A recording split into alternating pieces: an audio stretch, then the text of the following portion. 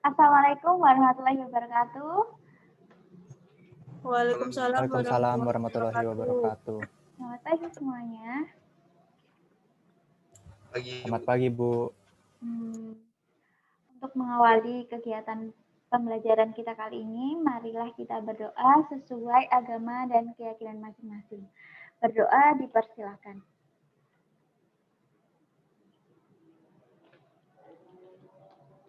Oke, terima kasih. Nah, pada pertemuan kali ini kita akan membahas tentang apa itu algoritma dan juga apa yang dimaksud dengan flowchart. Nah, di sini mungkin ada yang tahu apa itu flowchart? Izin menjawab, Bu, untuk Baik. flowchart. Ya, silakan Mas. Jadi flowchart itu alur logika untuk kita menuliskan baris kode, Bu. Jadi membantu kita dalam coding gitu intinya, Bu. Baik, terima kasih Mas jawabannya. Saya izin share screen sebentar ya untuk pembahasan materi kali ini. Oke. Apakah sudah terlihat? Sudah, Bu. Oke. Nah, sebelum kita membahas lebih dalam apa yang dimaksud dengan algoritma dan juga flowchart, kita perlu mengetahui dulu apa pengertian dari algoritma dan flowchart. Nah, algoritma adalah suatu diagram yang di situ terdapat simbol-simbol tertentu yang memiliki penjelasan yang berbeda. Nah, kemudian flowchart itu merupakan simbol-simbol. Kalau algoritma ini merupakan langkah-langkah.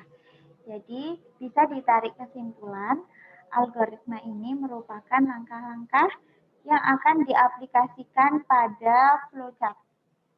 Baik, kemudian di sini ada tujuan dari pembuatan flowchart. Tujuan dari pembuatan flowchart adalah membuat kalian untuk lebih terstruktur dalam mengerjakan suatu program. Nah, dengan menggunakan flowchart, kalian akan lebih terperinci. Jadi bisa step by step gitu dalam mengerjakan prosesnya. Biar tidak ada yang terlewat dalam program tersebut. Kemudian di sini ada beberapa jenis flowchart, ada 5 jenis, yakni ada flowchart system yang fungsinya untuk menunjukkan di mana alur kerja dan proses yang sedang dikerjakan. Kemudian ada yang kedua, ada flowchart paperwork. Di sini fungsinya untuk fungsi untuk menelusuri suatu alur dari data yang sebelumnya telah ditulis melalui sebuah sistem. Kemudian yang ketiga ada flowchart skematik. Ini flowchart yang berfungsi untuk menggambarkan suatu sistem, hampir sama dengan flowchart sistem. Yang membedakan adalah digunakan simbol standar, gambaran komputer, periferal, dan peralatan lain. Kemudian ada flowchart program, merupakan bagan yang berfungsi untuk menjelaskan keterangan yang lebih rinci tentang langkah-langkah dan proses suatu program. Kemudian yang kelima ada flowchart proses. Nah, yaitu di sini ada beberapa model yang ada dalam flowchart, yakni ada dua, yakni ada sistem flowchart dan juga program flowchart. Untuk program flowchart dibagi menjadi dua, yakni konseptual flowchart dan detail flowchart. Untuk konseptual itu sendiri, yakni menggambarkan alur pemecah masalah secara global. Untuk detail flowchart, menggambarkan alur pemecahan masalah secara terperinci. Oke, setelah itu di dalam sebuah flowchart terdapat beberapa simbol. Nah, dalam simbol-simbol tersebut dibagi menjadi 3 kelompok, yakni flow direction, processing, dan simbol. Flow itu terdapat garis-garis seperti ini, garis panah. Ini berfungsi untuk menggabungkan antara simbol yang satu dengan simbol yang lain. Kemudian ada processing simbol. Nah, di sini ada persegi panjang. Di sini untuk memproses, Kemudian di sini ada belah ketupat yang digunakan untuk sebuah kondisi. Setelah itu ada segitiga dan seterusnya. Setelah itu ada simbol. Di sini merupakan jenis operasi input dan output dalam pengolahan data. Jadi ada jajar genjang, ada lambang dokumen, ini yang dinamakan lambang dokumen. Setelah itu ini ada seperti chat juga ya. Nah, setelah itu kita akan mencoba untuk mendemokan langsung apa yang sudah saya jelaskan. Baik, sebentar. Apakah flowchart-nya sudah terlihat? Sudah, Bu. Baik. Nah, untuk mengawali sebuah program, kita akan menemukan simbol terminator. Nah, fungsi dari simbol terminator ini adalah untuk mengawali dan mengakhiri sebuah program.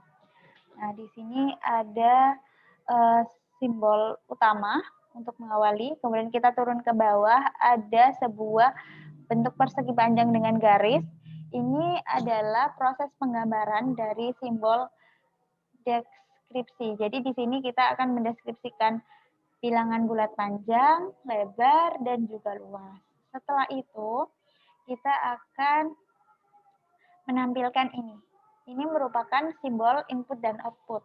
Namun ketika diberikan tanda petik ini, kita akan memasukkan karakter string untuk memberikan kemudahan penggunaan program oleh pengguna.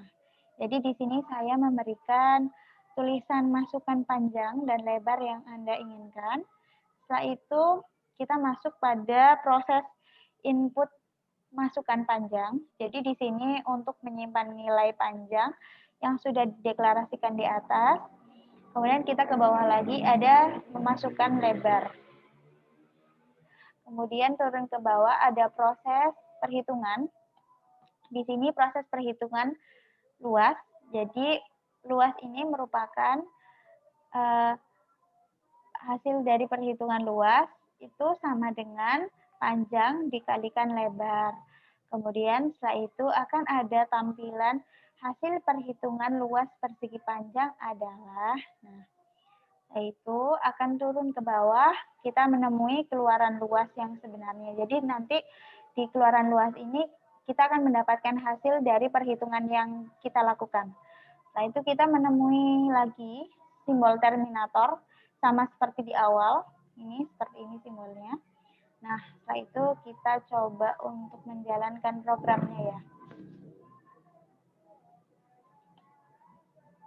Nah, seperti ini. Masukkan panjang dan lebar yang Anda inginkan. Saya masukkan 3. Kemudian saya masukkan 2 untuk lebarnya. Nah, setelah itu akan muncul tampilan hasil perhitungan luas persegi panjang adalah 6. Hasil dari perhitungan ini sudah sangat tepat karena jika dikalikan panjang 3 dengan lebar 2 maka akan menghasilkan 6. Nah, setelah itu kita akan coba masuk untuk langsung memprogram dalam NetBeans ya. Oke, sebentar. Apakah sudah terlihat? Sudah, Bu. Oke. Nah, pada proses yang sebenarnya untuk memprogram, kita memang diharuskan untuk mendeskripsikan terlebih dahulu apa saja yang digunakan dalam program tersebut. Nah, untuk persegi panjang ini kita mendeskripsikan kembali apa yang dibutuhkan, yakni panjang, lebar. Nah, kemudian setelah itu di sini ada proses perhitungan, yakni perhitungan luas. Nah, pada perhitungan luas ini kita menggunakan rumus ini, panjang dikali lebar. Nah, setelah itu kita masuk pada bagian ini, baris ke-14. Ini fungsinya untuk memasukkan hasil inputan dari programmer. Jadi di sini untuk panjang, programmer memasukkan angka 10, untuk lebar, programmer memasukkan 9, kemudian di sini pada baris ke-18 langsung ditampilkan luasnya. Nah, karena panjangnya 10 dan lebarnya 9, maka Luas dari persegi panjang adalah 90. Baik, apakah ada yang ingin ditanyakan?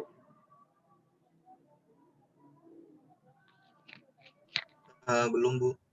Oke. Mungkin saya mau izin bertanya ke salah satu dari kalian, mungkin Mas Agung.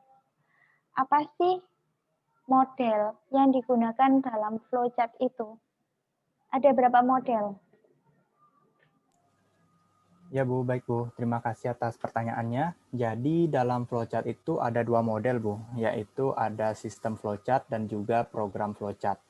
Nah, jadi dalam sistem flowchart itu merupakan bagan yang menyajikan proses penyimpanan beberapa file dalam media tertentu. Sedangkan untuk program flowchart itu adalah bagan yang menggambarkan urutan hubungan dalam suatu program. Nah, di program flowchart ini ada dua jenis model penggambarannya, yaitu konseptual dan juga detail flowchart. Terima kasih, Bu. Oke, terima kasih Mas Wirya jawabannya. Setelah ini akan ada kuis. Berdasarkan kuisnya gampang kok, nggak susah.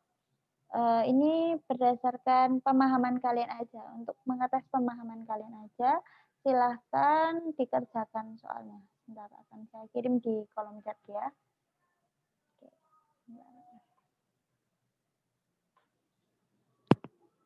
Baik, bisa tolong dikerjakan.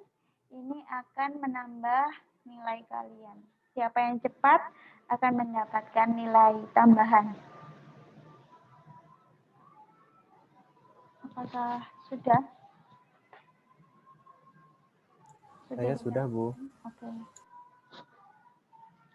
Yang lain silahkan dikerjakan.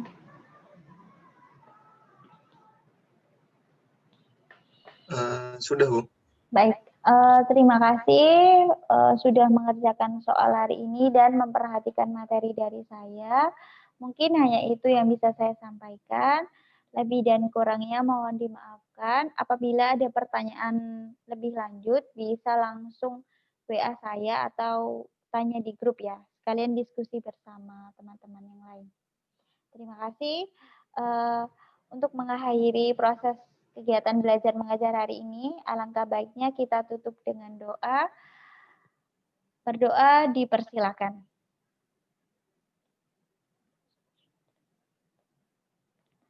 Terima kasih. Wassalamualaikum warahmatullahi wabarakatuh. Waalaikumsalam warahmatullahi wabarakatuh. Terima kasih Bu atas materinya. Terima kasih, sama-sama. Ya, terima kasih, Bu.